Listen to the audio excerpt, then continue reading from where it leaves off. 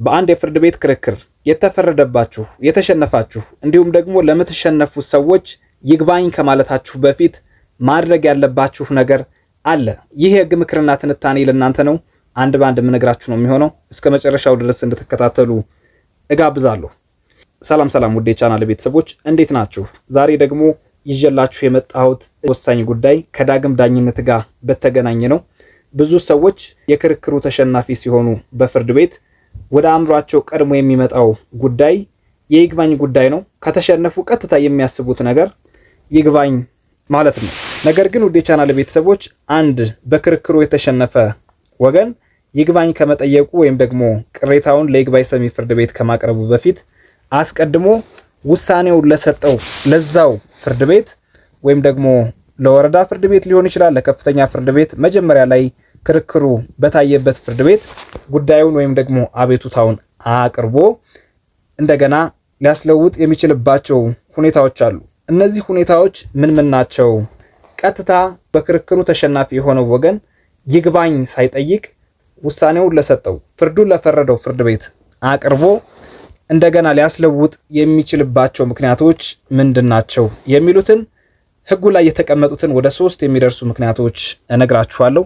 እስከ መጨረሻው ድረስ እንድትከታተሉ እጋብዛለሁ።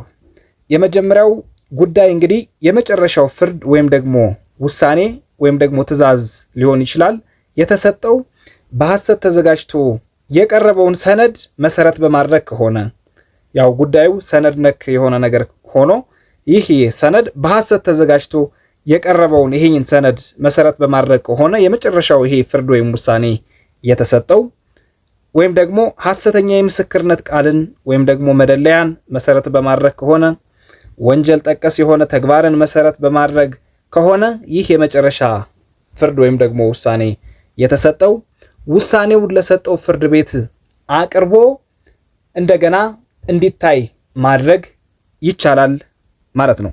እንግዲህ ከዚህ በላይ የተጠቀሱት አሁን የዘረዘርናቸው ተግባሮች መፈጸማቸው ቢገለጽ ኖሮ ለፍርዱ መለወጥ ወይም ደግሞ መሻሻል በቂ ምክንያት ሊሆኑ ይችሉ እንደነበረ የማስረዳት ሸክሙ አቤቱታውን በሚያቀርበው ሰው ላይ ይሆናል ማለት ነው። ስለዚህ እነዚህ ነገሮች በሐሰት ተዘጋጅቶ የቀረበው ሰነድ፣ የሐሰተኛ የምስክርነት ቃል ወይም ደግሞ መደለያ፣ ወንጀል ጠቀስ የሆነ ተግባርን መሰረት በማድረግ የተሰጠው ውሳኔ እነዚህ ነገሮች መፈጸማቸው ቢገለጽ ኖሮ አስቀድሞ ውሳኔ ሳያገኝ ፍርዱ ወይም ደግሞ ይሄ ውሳኔ መለወጥ መሻሻል ይችል እንደነበረና በቂ ምክንያት እንደነበረ ማስረዳት አለበት ማለት ነው። ስለዚህ እነዚህ ነገሮችን መፈጸማቸው ካወቀበት ቀን ጀምሮ ይህ አቤቱታ አቅራቢው ማለት ነው በአንድ ወር ጊዜ ውስጥ ውሳኔውን ለሰጠው ፍርድ ቤት አቅርቦ አቤቱታውን እንደገና እንዲታይና ውሳኔው እንዲለወጥ ማድረግ ይችላል። ይህን ሲያደርግም እንግዲህ በቃለ መሐላ በተደገፈ ማመልከቻ ማቅረብ አለበት። ይህን ትክክለኛ ማስረጃ ማለት ነው እነዚህ የተንኮል ተግባሮች መፈጸማቸውን የሚያረጋግጥ ትክክለኛ ማስረጃ በመሐላ ቃል ከተደገፈ ማመልከቻ ጋር ተያይዞ መቅረብ አለበት። ይህም ሲሆን እንግዲህ በአንድ ወር ጊዜ ውስጥ መቅረብ አለበት። በአንድ ወር ጊዜ ውስጥ ማለት እንግዲህ ውድ ቻናል ቤተሰቦች ይሄ እንደገና ጉዳዩ እንዲታይለት የሚጠይቀው ወገን በሐሰት የተዘጋጀ ሰነድም ይሁን ሐሰተኛ የምስክርነት ቃል ወይም ደግሞ መደለያም ይሁን ወንጀል ጠቀስ ተግባርም ይሁን ይሄን ነገር ካገኘበት ወይም ደግሞ መኖሩን ካወቀበት በአንድ ወር ጊዜ ውስጥ ውሳኔውን ለሰጠው ፍርድ ቤት አቅርቦ ውሳኔው እንደገና እንዲታይ እንዲከለስ ዳግም ዳኝነት መጠየቅ ይችላል። ዳግም እንዲታይ ውሳኔውን ለሰጠው ፍርድ ቤት ማቅረብ ይችላል ማለት ነው። በሁለተኛ ደረጃ ደግሞ የምናገኘው በፍትሐ ብሔር ስነ ስርዓት ህጋችን አንቀጽ 207 እና 8 ላይ ነው። እንግዲህ 208 ላይ የተደነገገውን ስናይ ስህተትን ማረም ነው። አንድ ፍርድ ቤት ውሳኔውን ሲሰጥ ፍርዱን ሲያትት በፍርድ ሀተታው ላይም ሊሆን ይችላሉ በውሳኔው ላይ የተለያዩ አርቲሜቲክ ወይም ደግሞ የቁጥር ስህተቶች፣ የአጻጻፍ ስህተቶች፣ የቁጥር የአጻጻፍ ጉድለት ሊፈጽም ይችላል ፍርድ ቤቱ። እንደዚህ በሚሆንበት ሰዓት ፍርድ ቤቱ በሰጠው መጥሪያ በወሰነው ፍርድ በሰጠው ውሳኔና ትዕዛዝ ላይ የአጻጻፍ ስህተት፣ የቁጥር የአጻጻፍ ጉድለት ወይም ደግሞ ያልታሰበና ባለማስተዋል የተዘለለ ድንገተኛ የቃል ስህተት መኖሩን ራሱ ፍርድ ቤቱ ያረጋገጠ ከሆነ በራሱ ተነሳሽነት እንዲሁም ደግሞ ከባለ ጉዳዮቹ አንዱ ሲያመለክት ይሄ በአመለከተው መሰረት ፍርድ ቤቱ ማስተካከል አለበት። ይሄም እንግዲህ ፍርድ ቤቱ ምንለው ውድ ቻናል ቤተሰቦች ፍርዱን ለሰጠው ፍርድ ቤት ማለታችን ነው። ይግባኝ ከመቅረቡ በፊት ቀጥታ ውሳኔውን ለሰጠው ፍርድ ቤት ቀርቦ መስተካከል አለበት።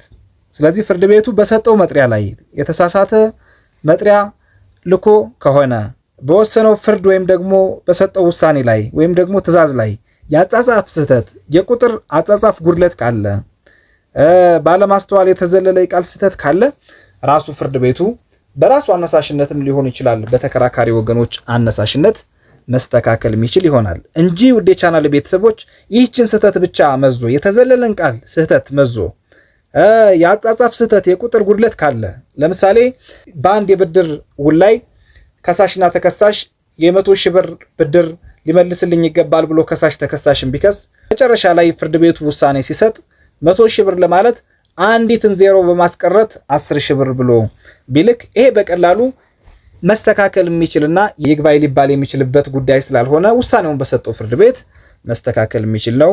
አስቀርቦ መስተካከል ይቻላል ማለት ነው።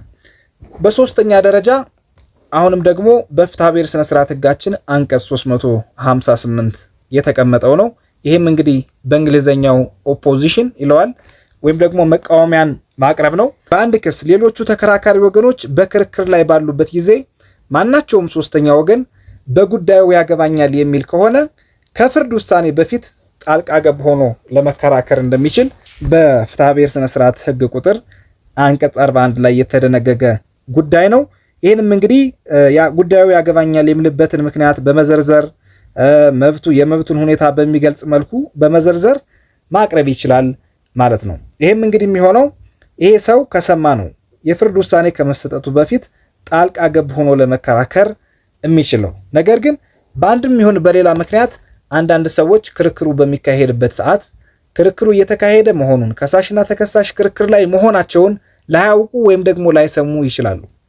እንደዚህ በሚሆንበት ሰዓት ሌላ ሶስተኛ ወገን መብቴ ይነካብኛል፣ በጉዳዩ ያገባኛል የሚል ሶስተኛ ወገን ቀጥታ ለይግባኝ ሰሚ ፍርድ ቤት ሄዶ አቤቱታ ማቅረብ ሳይጠበቅበት ውሳኔውን ለሰጠው ለራሱ ፍርድ ቤት በማቅረብ እንግዲህ መቃወሚያውን አቅርቦ ለመከራከር ይችላል ማለት ነው። ይሄ የሚያደርገው እንግዲህ የፍርድ ውሳኔው ከመፈጸሙ በፊት ነው። ውድ ቻናል ቤተሰቦች ያ የተሰጠው ውሳኔ በአፈጻጸም ተከፍቶበት ከመፈጸሙ በፊት ውሳኔውን ለሰጠው ፍርድ ቤት አቅርቦ እንደገና እንዲታይ አቤቱታ ማቅረብ ይችላል ማለት ነው። እንግዲህ ውድ ቻናል ቤተሰቦች እነዚህ ሶስቱ ነገሮች አንድ ሰው ይግባኝ ቀጥታ ማቅረብ ሳይጠበቅበት አስቀድሞ ውሳኔውን ለሰጠው ፍርድ ቤት አቅርቦ በቀላሉ እንደገና እንዲታይና ውሳኔው እንዲለወጥ ማድረግ የሚችልባቸው ምክንያቶች ናቸው ማለት ነው።